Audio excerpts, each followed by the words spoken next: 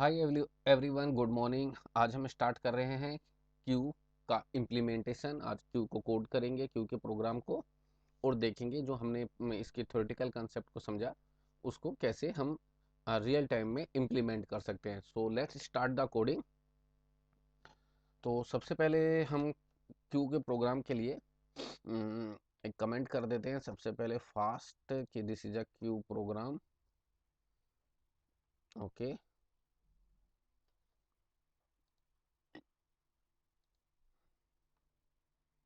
just type quickly, this is a Q program. Okay fine. अब हम start करते हैं अपनी बात। तो सबसे पहले क्यू के लिए एक क्यू बना लेते हैं। तो हम इंटीजर टाइप की बनाते हैं, इंट क्यू, और इसका नाम क्यू ही रख लेते हैं। साइज हम दे देते हैं 5। आप चाहें तो अपने हिसाब से साइज कर सकते हैं, डिफरेंट साइज रख सकते हैं, या hash define pre processor use करके भी साइज डिफाइन कर सकते हैं। अब सबसे पहले हम बात करते हैं यहाँ पे इसके इम्प्लीमेंटेशन में। तो सबसे पहले अगेन मेन्यू ड्रिवन प्रोग्राम बनाते हैं। तो सबसे चार जो मेन केस हैं, पहला इंसर्ट करने का, डिलीट करने का, तीसरा डिस्प्ले करने का, और चौथा एग्जिट प्रोग्राम से करने का। तो हम चारों केस के लिए टाइप कर लेते हैं प्रिंट एफ। चॉइस वन के लिए वन चॉइस हम करते हैं for insert in a queue, और सिंपली लिख देते हैं इंसर्ट ऑपरेशन। इसको क्लोज करते हैं यहाँ पे, copy paste, then then then insert के बाद नेक्स्ट चॉइस हम करते हैं डिलीट के लिए, यानी delete operation, delete insert in a queue और delete from queue. Then display display operation. Fourth करेंगे हम exit operation. Serial number change कर देते हैं मेन्यू का, 1 2 3 4। ये लास्ट में हमने स्टैक के प्रोग्राम में किया था, वैसा ही कॉन्सेप्ट है। अब एक इसको सारे मेन्यू को इनफाइनाइट लूप में डाल देते हैं। उसका पर्पस ये है कि जब भी प्रोग्राम रन करेगा, ये मेन्यू हमारे पास बार बार आए, हमें ऑप्शन पूछता रहे कि अब आपको क्या कराना है। और इनफाइनाइट लूप से बाहर निकलने का एक लॉजिक ये है कि हम एग्जिट फंक्शन का यूज़ करेंगे। ओके, तो स्टार्ट करते हैं यहाँ से एक पहले इनफाइनाइट लूप वाइल 2 > 1। ये कंसेप्ट लगा दिया। 2 > 1 का मतलब है कि एक इनफाइनाइट लूप है। ये सारा कोड हमने यहाँ पे इसके अंदर कट कॉपी कर देते हैं।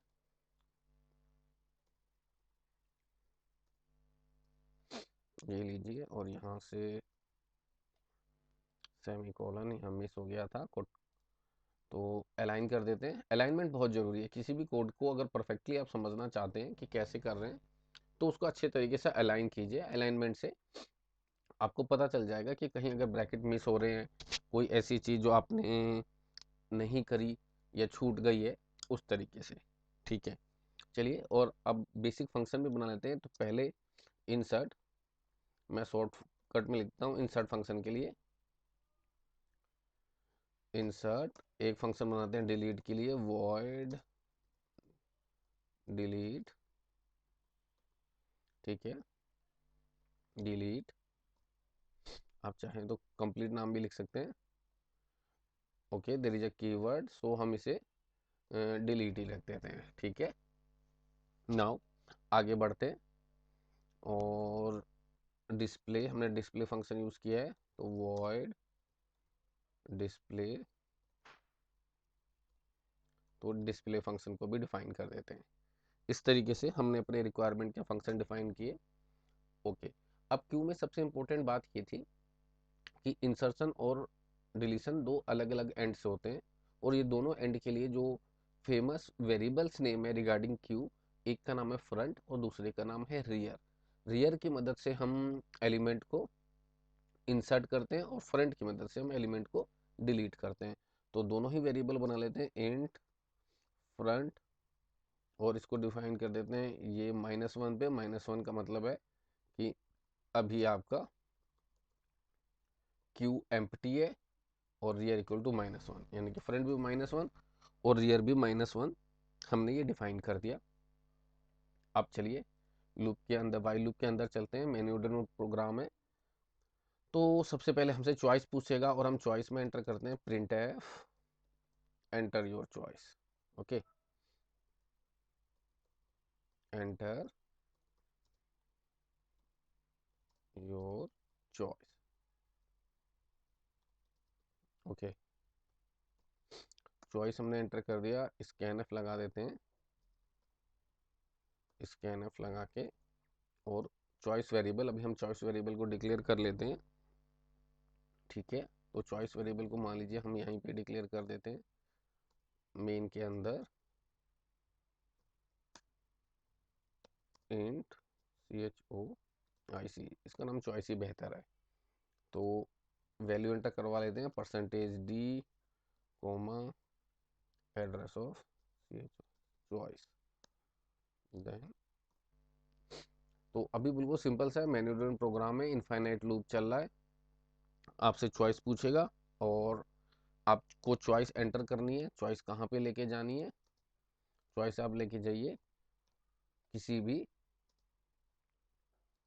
स्विच केस के अंदर। तो स्विच केस स्विच केस लगाते हैं, और स्विच केस के अंदर सबसे पहले चॉइस हमने एंटर कर दी और स्विच केस स्टार्ट कर दिया। अब ध्यान दीजिएगा, स्विच केस के अंदर केसेस आते हैं, तो सबसे पहले हमने केस 1 लिखा, केस 1 कॉलन, और इसके लिए हमने जो फंक्शन बनाया था वो था इंसर्ट। तो IN इंसर्ट को कॉल किया, हमने स्पेलिंग लिखा है INSRT। ओके, इंसर्ट को कॉल किया, देन ब्रेक लगा दिया। ओके, नेक्स्ट केस स्टार्ट करते हैं, केस 2। देन नेक्स्ट फंक्शन हमने जो कॉल किया था वो था delete, DELTE delete. Delete function को कॉल किया।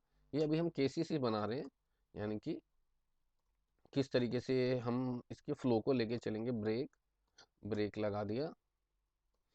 देन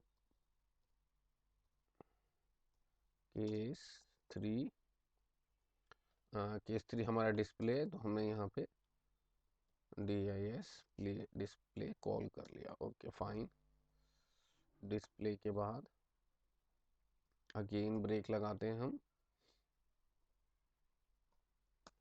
और इसके बाद केस 4 हम स्पेशल केस 4 बना रहे हैं जो एग्जिट के लिए है।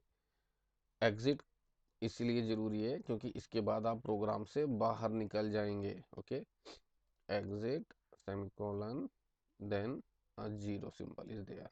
This is a prototype of a exit. Okay, then आपको यूज़ कीजिए डिफ़ॉल्ट,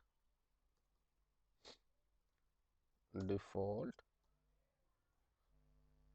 और डिफ़ॉल्ट के लिए simple last choice printf wrong choice, एक मैसेज डाल देते हैं simply are wrong choice.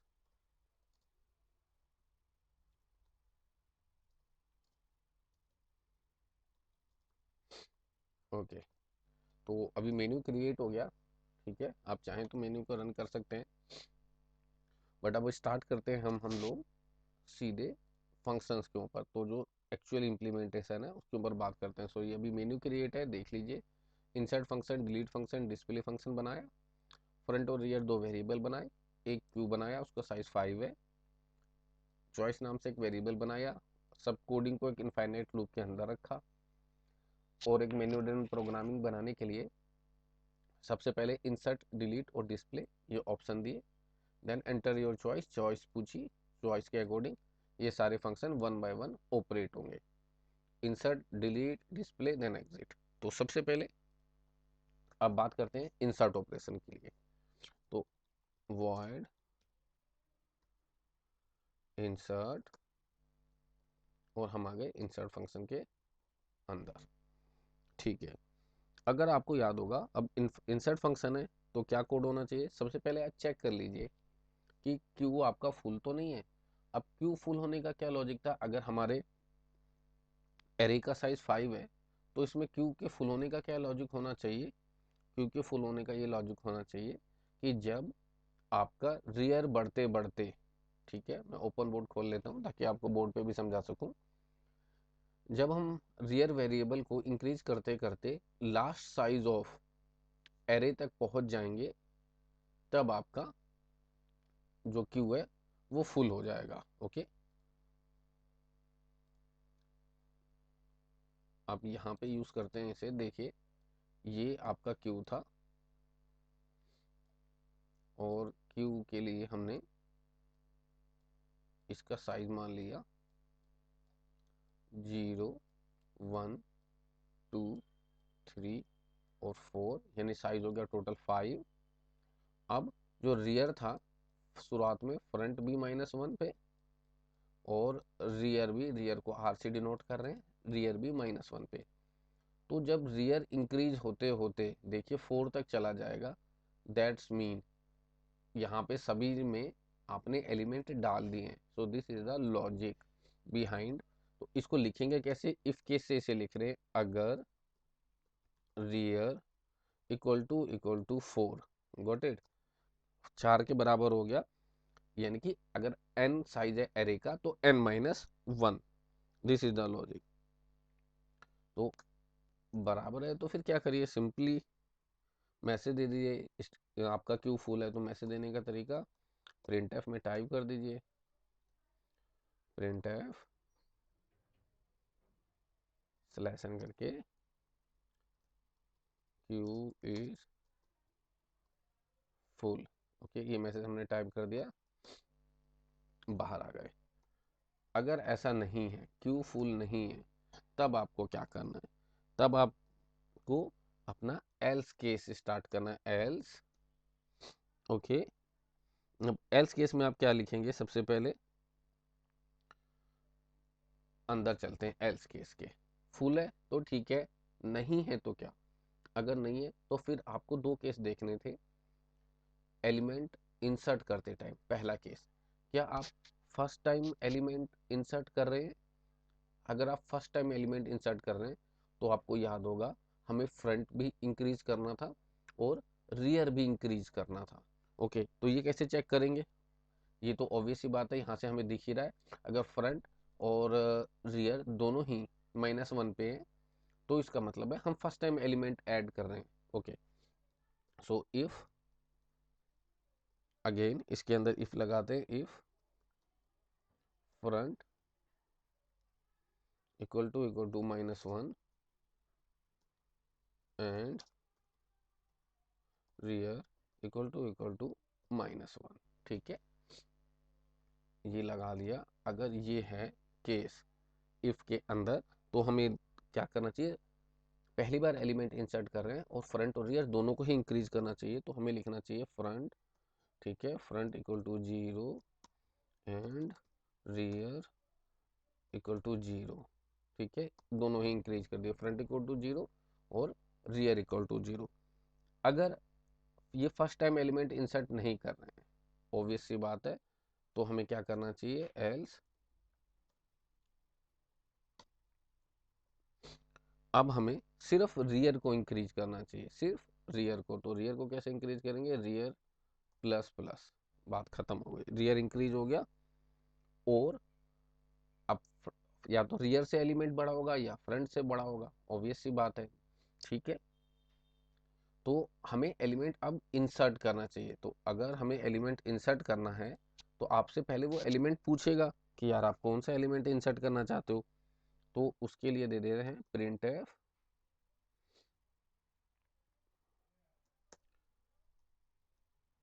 Enter element for Q, हम ऐसे सिंपल मैसेज दे देते हैं एंटर एलिमेंट फॉर क्यू, ठीक, सेमीकोलन, मैसेज को स्लैश एन में दे देते हैं और जो आपका वेरिएबल है, जिस वेरिएबल में आप स्कैनएफ के थ्रू वेरिएबल एंटर करेंगे, टेम्परेरी वेरिएबल, हम कोई आइटम बना लेते हैं आइटम नाम से, ठीक है। तो हम लिखते हैं स्कैनएफ %d और आइटम करने के लिए एड्रेस ऑफ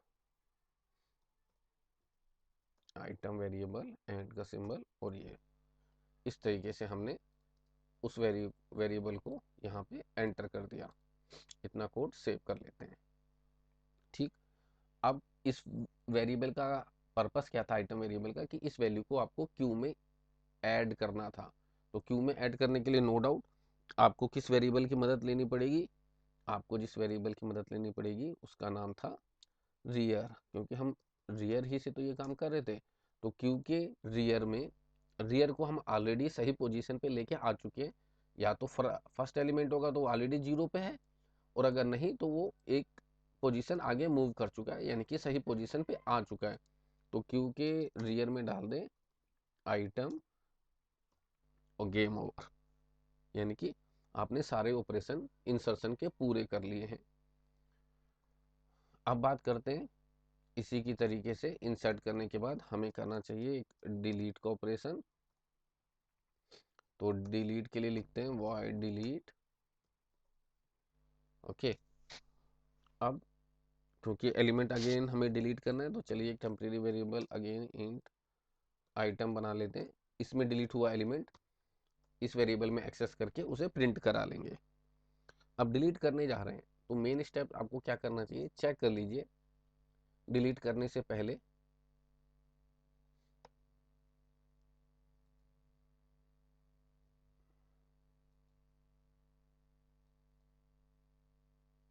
ओके, चेक कर लीजिए डिलीट करने से पहले कि जो आपका एलिमेंट है वो एलिमेंट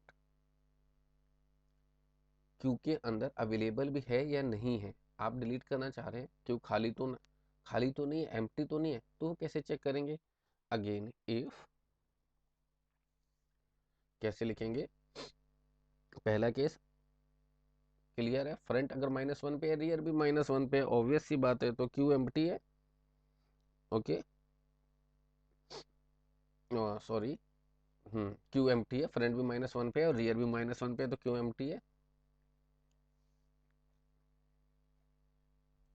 तो हम चाहे तो आप फ्रंट वेरिएबल -1 पे पुट करके चेक कर लीजिए या रियर को, क्योंकि दोनों का ही मतलब है एम्प्टी है। तो पहली condition if rear equal to, मान लीजिए मैं लगा देता हूँ, अगर इफ रियर इक्वल टू -1 है तो आपका एम्प्टी है।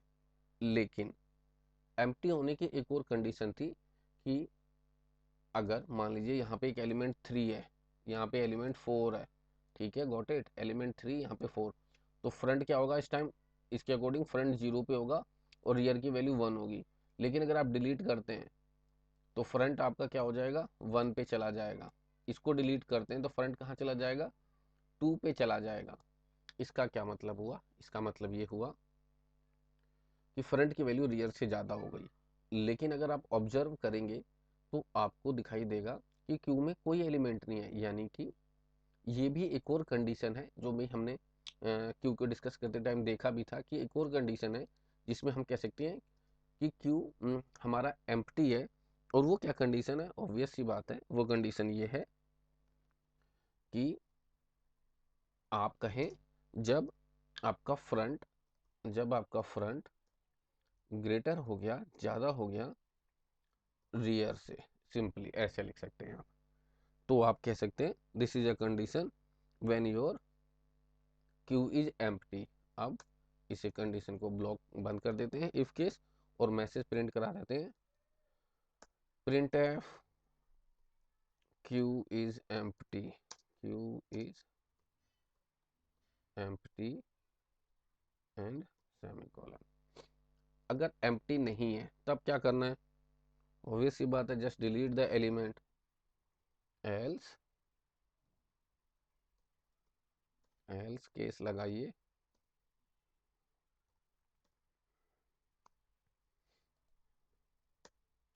ओके, और एलिमेंट को डिलीट कर दीजिए। डिलीट करने का क्या तरीका है, आइटम इक्वल टू क्यू से एलिमेंट निकालना है, तो क्यू की किस पोजीशन से, फ्रंट से, तो फ्रंट, क्यू की फ्रंट से आपने एलिमेंट निकाल के आइटम में डाल दिया। Item is a temporary variable जिसको आप प्रिंट करा सकते हैं या जैसे भी आप यूज करना चाहें।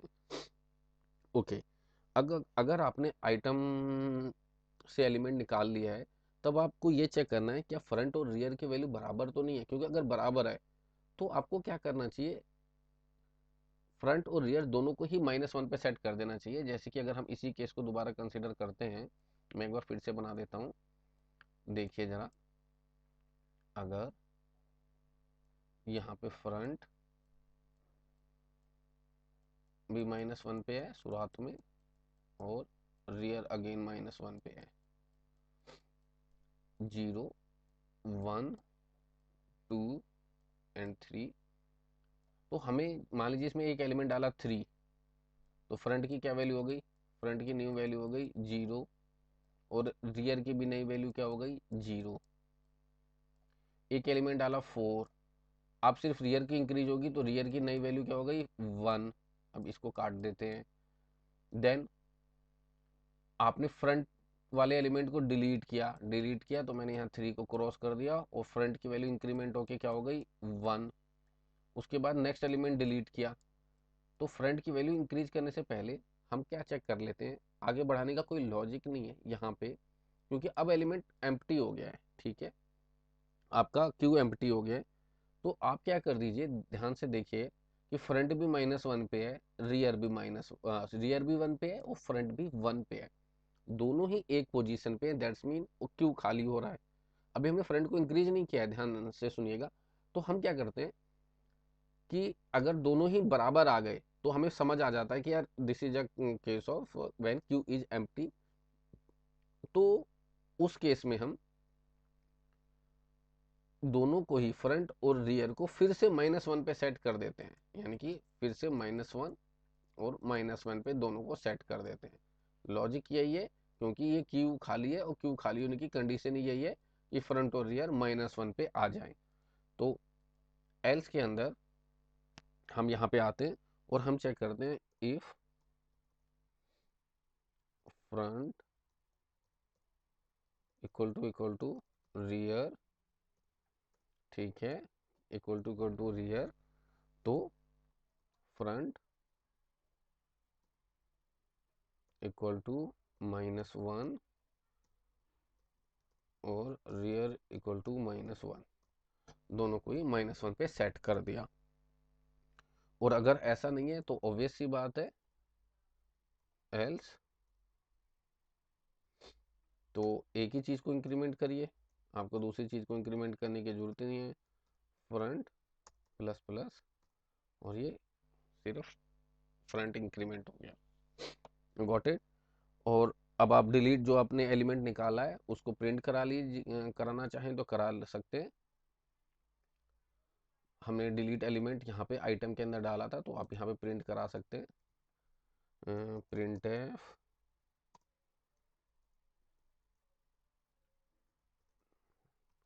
डिलीटेड नंबर,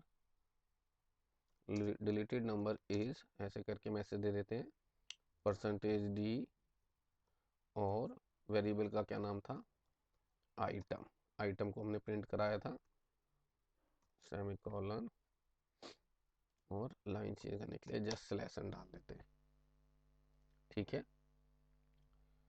तो यहाँ से एलिमेंट डिलीट हो गया और वो हमने प्रिंट भी करा दिया। तो ये इफ केस कंप्लीट कर लिया हमने, इफ और उसका काउंटर पार्ट एल्स। नाउ अब बात करते हैं नेक्स्ट की, और नेक्स्ट क्या था, डिस्प्ले, सिर्फ डिस्प्ले का कोड लिखना है, तो वॉइड डिस्प्ले, डिस्प्ले लिखते हैं। डिस्प्ले का क्या काम है, एलिमेंट को डिस्प्ले कराना। तो अगेन इसमें क्या चेक कर लीजिए, सबसे पहले कि खाली तो नहीं है, डिस्प्ले लाने जा रहे हैं, खाली तो नहीं है, तो इफ रियर इक्वल टू -1, अगर ये -1 पे सेट है तो आप चेक कर लीजिए ये एम्प्टी है, ओके। तो ये आप यही वाली कंडीशन भी चाहें तो कंप्लीट कॉपी पेस्ट कर सकते हैं, कोई दिक्कत नहीं है। तो यहाँ पे हमने ये कंडीशन डाल दी, then queue is empty, else part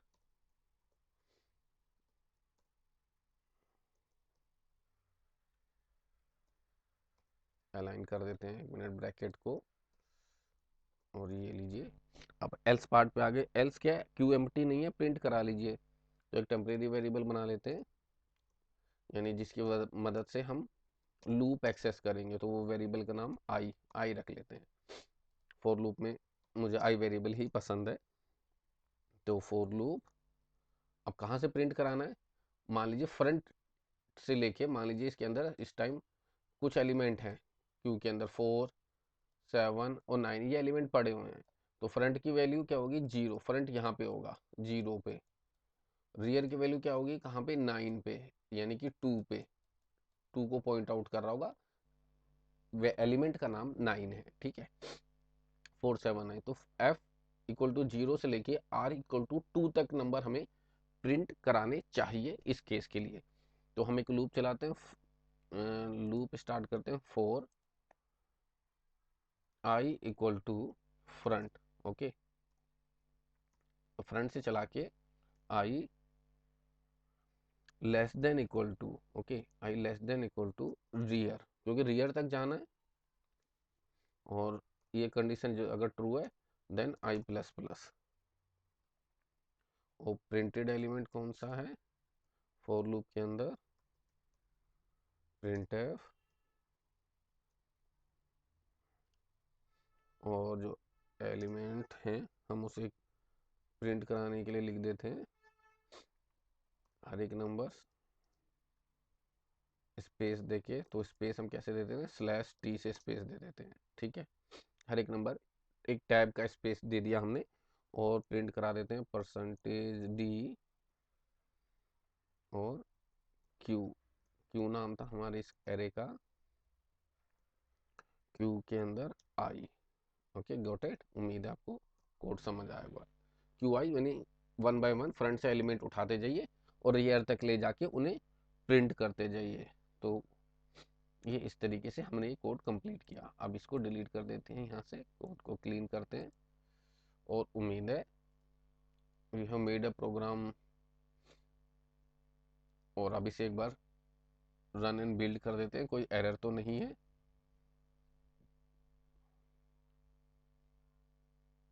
okay, this is a Q programme,